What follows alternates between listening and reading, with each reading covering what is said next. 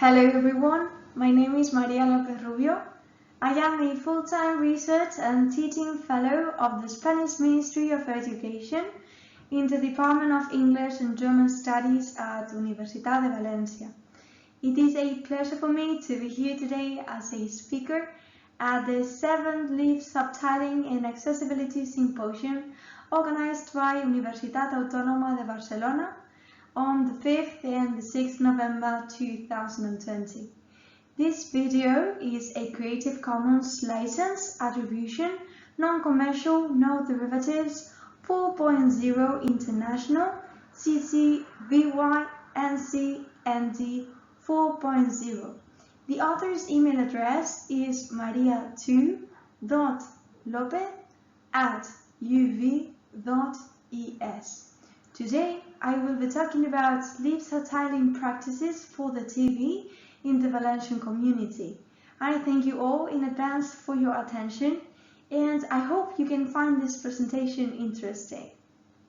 The aim of this research work is to draw on professional knowledge and experience so as to provide an approach to the challenges that LIB subtitling for the deaf and the hard of hearing and the new Valencian TV station Apunt poses to professionals who need to deal with restrictions such as time, workflows, and technical problems.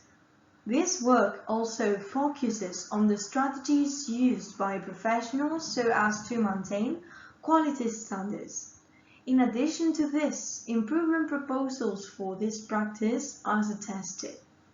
Audiovisual translation plays a relevant role in nowadays society, in which information is exchanged all over the world with just a few clicks. However, accessibility services are fundamental for guaranteeing all consumers' right to understand and enjoy audiovisual works. Due to the fact that authorities are little by little taking a step forward in the path of setting legal regulations so as to promote social inclusion, most platforms, including the internet, TV stations, and the cinema, are required to provide a specific amount of accessible content. Among the different accessibility services carried out at the Valencian TV station Apunt, I will be focusing on LIB subtitling, as it is one of the most challenging accessibility practices. In the following slides, I will be covering from a professional angle the main challenges that LIB subtitling poses to professionals at the Valencian TV station Apunt, as well as the strategies used by professionals in order to overcome these restrictions. Finally, I will suggest some improvement proposals aimed at providing a better service in a more effective way. The first challenge we face is typing. It is well known that one of the most common practices used nowadays when carrying out LIB subtitling is re-speaking. However, the voice recognition software that is incorporated in Anglatechnic LIB subtitling editor does not recognize Valencian language, and it is therefore necessary to type the subtitling segments. This situation requires professionals to learn how to type fast and to be able to revise any possible mistakes in a very short time. In order to achieve so, professionals do a lot of self-training and they get advice from other colleagues, but the way they improve typing speed is by working on LIB subtitling. It would be therefore useful for professionals to be provided with typing lessons so that they can improve their typing speeds more easily and having achieved the necessary skills from the very first day. As for ICT tools, at the beginning we had no internet connection in order to avoid news from being prematurely released. Now we do have internet connection, but only in a separate laptop, not in the main PCs where we carry out the typing.